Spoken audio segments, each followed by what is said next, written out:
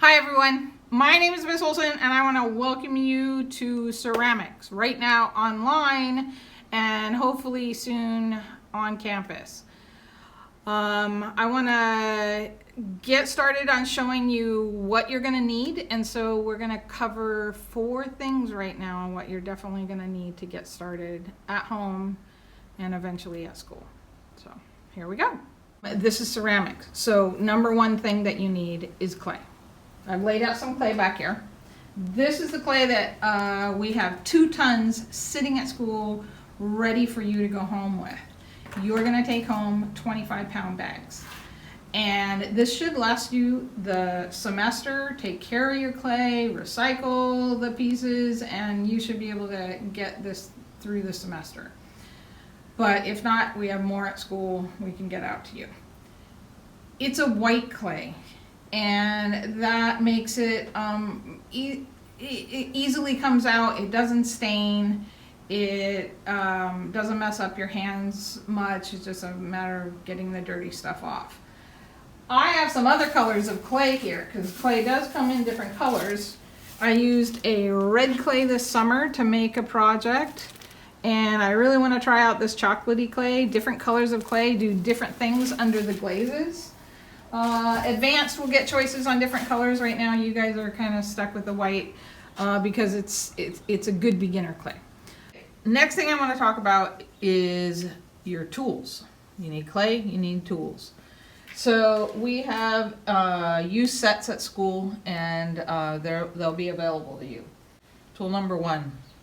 This is your needle tool. This is going to be your favorite tool, and at school it gets lost all the time, so be careful and watch because your tools get misplaced or borrowed.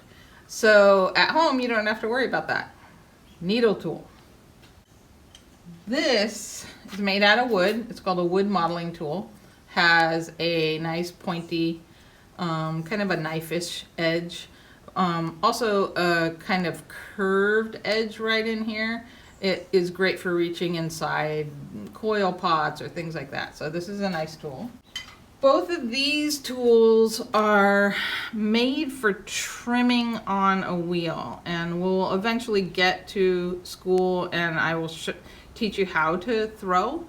But for right now, these might be for scooping out clay from a project that's too thick or something like that, or taking a little edge off.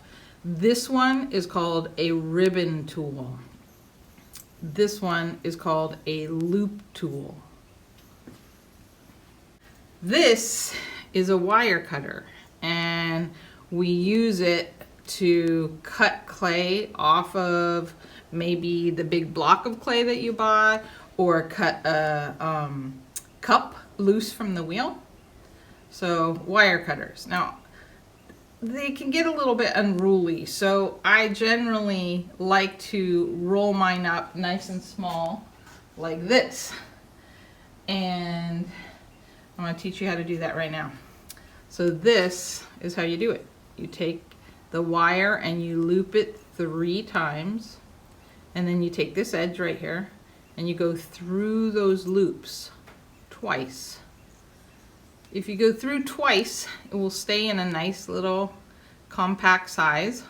If you go through only once, it could spring open, and then you end up having to play a puzzle game to unwind it. Hopefully you all know what this is. This is your sponge. And then I'm going to talk about the 3 ribs. So a rib is anything that is flat, and it's used for multiple purposes. This is a wood rib that comes with the kit, and I use it for throwing, especially down here when I want to flatten the bottom of a cup or a bowl or something like that. We use it a lot during throwing.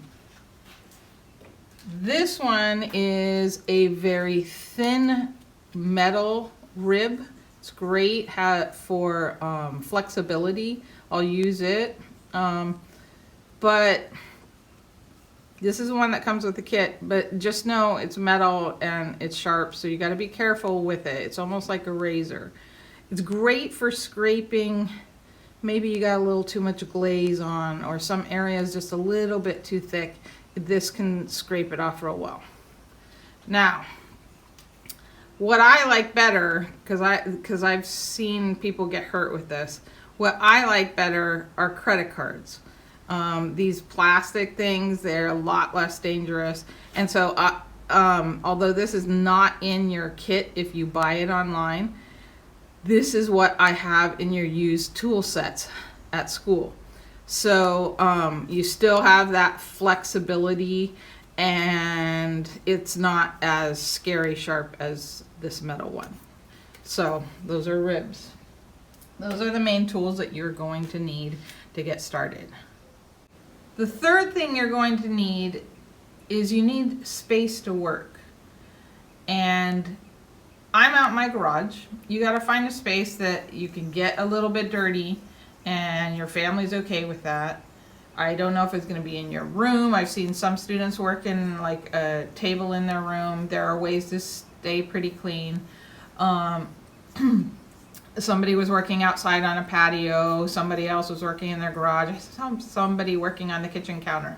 Make sure your family is okay with wherever you are. Last but not least, we need something to clean up with. So number 4, you need to go find yourself some sort of towels, something that you can clean that last bit of the white residue that's going to get everywhere if you don't clean well. So I have some lousy towels. They have holes in them. They're old ripped up shirts, whatever, something that your family doesn't need anymore. And get a few of those and put them off to the side. I wash them with my regular clothes. It really doesn't matter all that much. Because we're working in a white clay, it's just dirt, so it comes out really easily. And you need to clean up your spot and be considerate of your family. So grab yourself some towels. Quick overview of the 4 things that you need to get started. 1, you need clay. 2, you need tools. 3, you need a workspace. And 4, you need something to clean up with. I have another video I'd like you to check out called Extra Tools. And that will give you a whole bunch of ideas on other things that you can gather to make this experience great. So go check out that video and let's get started.